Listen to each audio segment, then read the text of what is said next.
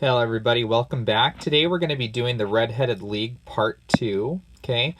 With Part 2, again, I want you to be highlighting any suspicious details in brown, just in case we use some of these suspicious details when we're trying to figure out or solve what kind of case is going to, or what kind of crime, I should say, is going to be committed.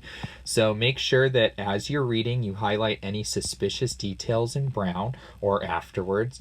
And in yellow, I would like you to highlight any words that you do not know, okay? As you're reading, highlight those words because later on you're going to be able to look those up and hopefully that will help you make better sense of the story as you are reading. Okay, so Red-Headed League Part 2. My assistant Vincent Spaulding took me to the location of the Red-Headed League interview, and I was shocked by what I saw. From north, south, east, and west, every man who had a shade of red in his hair trampled into the city to answer the advertisement. Main Street was absolutely choked with red-headed folk of every shade, including straw, lemon, orange, brick, Irish setter, liver, clay, but as Spaulding said, there were not many who had the real vivid flame-colored tint that I headed. When I saw how many men were waiting, I almost gave up in despair, but Spaulding would not hear of it. You will be getting an interview, even if I must risk my life getting you to the front of that line.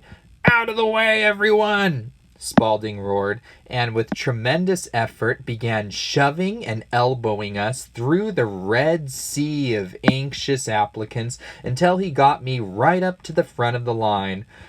Next, shouted a voice inside the interview room, and Spaulding whisked me in before I could be trampled by the angry red-headed mob behind us.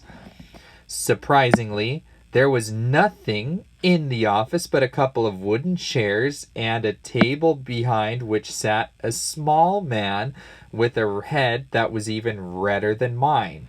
As soon as the little man saw me, his eyes lit up in excitement. "Oh, Mr. Jabez Wilson," he sang. "It is a pleasure to meet you. I am Duncan Ross." The fact that this little man already knew my name confused me, but what he did next shocked me even more. Without bothering to interview any of the hundreds of other red-headed applicants outside, he stated with conviction that he knew I was the perfect candidate for the opening. He then cocked his head to one side and gazed at my hair until I felt quite bashful. Immediately after, he plunged forward and shook my hand.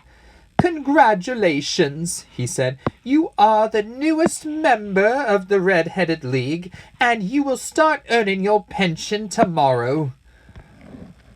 My confusion suddenly turned to joy as I realized that I would now be able to earn a mountain of money by doing virtually nothing. "What will my first task be?" I asked. "Well," explained Duncan Ross, "you will earn £1,000 a week by simply coming to this office and copying out the Encyclopedia Britannica. There is the first volume of it on the table. You must find your own ink, pens, and blotting paper, but we provide this table and chair.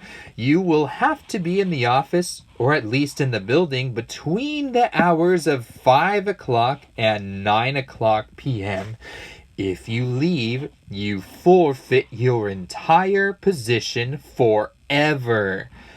This will is very clear upon that point.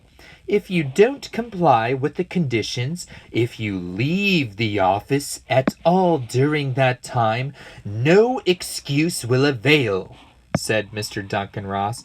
"Neither sickness nor business nor anything else. For those 4 hours you must stay in the office or you will lose your whole pension. Do you agree with our terms and conditions?" "Certainly," I answered. Then goodbye, Mr. Jabez Wilson, and let me congratulate you once more on the important position which you have been fortunate enough to gain. We will see you tomorrow from 5 o'clock to 9 o'clock p.m. And remember once more, during that time, you must not leave the office. He bowed me out of the room, and I went home with my assistant, hardly knowing what to say or do. I was so pleased at my own good fortune.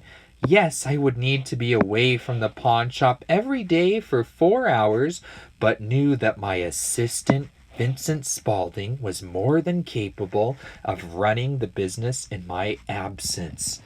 Okay, so lots of suspicious details there.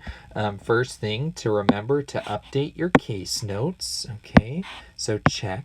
And then we're going to highlight any suspicious details in brown. Okay, so one thing I found to be suspicious is that between the hours of 5 o'clock to 9 o'clock in the evening, he is not allowed to leave the office even once. Okay, now I find that to be suspicious because why are they so concerned about him leaving the office? A lot of times people leave quickly to get a lunch break, dinner break, maybe in this circumstances. Why are they so concerned about that? Okay. Another word, as I was kind of going through the story that I didn't quite get was pension, the word pension. Now I looked it up, and the word pension is actually an amount of money that is awarded to somebody. Okay, so that's kind of what that has to do. Hopefully now you know what to do. You can complete the questions, and you can continue to highlight words you don't know, as well as highlight suspicious details from the story. Thank you so much. Take care.